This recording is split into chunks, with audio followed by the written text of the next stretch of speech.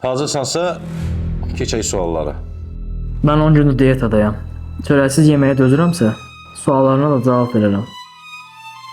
İlk sualla başlayaq. Uşaqlıq travman olub?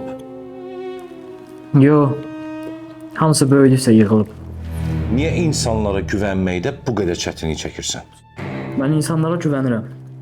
Onların bir gün məni məyus edəcəklərini çox yaxşı bilirəm. Bu günə qədər də heç kim inamımı boşa çıxarmayıb. Sağ olsunlar. Mənə maraqlıdır ki, ailə üzvlərindən kimsə psixik xəstəlikdən əziyyət çəkən var? Yo, əziyyət çəkmirlər. Hamısı zövq alır.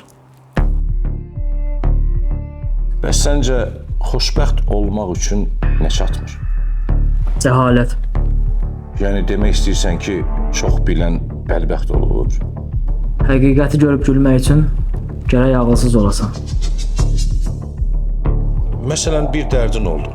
İlk nə axtarırsan? Çarəsini. Mənə baxanda nə görürsən? Nə keçir ağlına? Sənin dərdin mənim dərdimdən də çoxdur. Amma neyniyəsən? İşin budur. Seansımız bitir artıq. Özünü necə hiss edirsən? Vaxt itkisi kimi.